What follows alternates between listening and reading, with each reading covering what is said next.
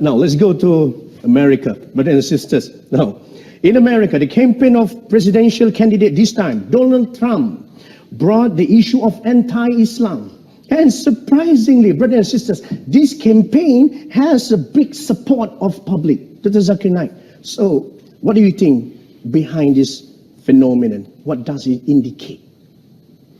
No, I believe that we find that anything which is popular, they do have enemies.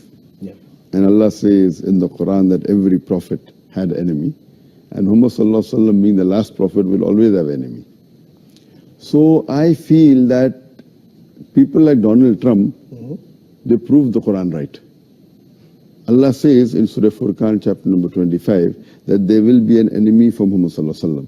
And since Muhammad Sallallahu Alaihi Wasallam, his message is going to be till eternity, there are bound to be critics and enemies of Islam and of Prophet Muhammad.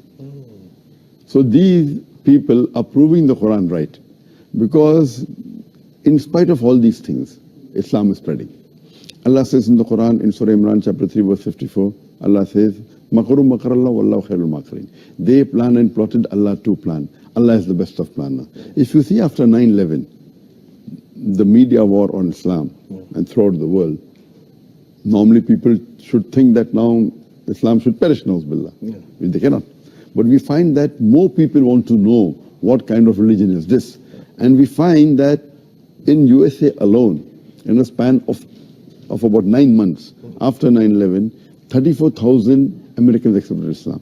In Europe alone, in a span of 10 months after 9/11, more than 20,000 Europeans accepted Islam. So more they are trying to attack Islam, more Islam is spreading.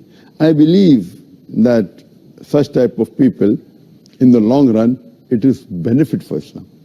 People want to know what is this religion. And whenever people attack Islam, and you find that in the long run, it benefits Islam. All right.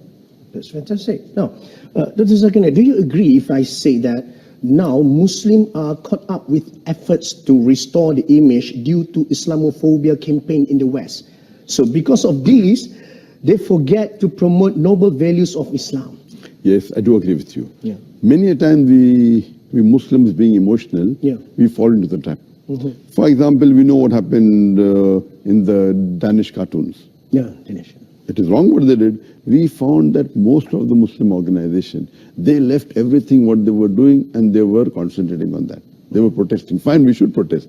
But that doesn't mean that we stop our activity. So if an organization was suppose doing 100 points work, they focus all their attention on replying to the Danish cartoon, and out of 100, they only do 5 points work. So imagine if all the organization do that, it will be a loss for the Muslim Ummah. What we require, there should be specialized organization to take care of this. And I've given a talk on this, how this should be dealt. What we do, we become emotional. Fine, we disagree with it. But don't become so emotional that whatever positive work you're doing, you also stop that.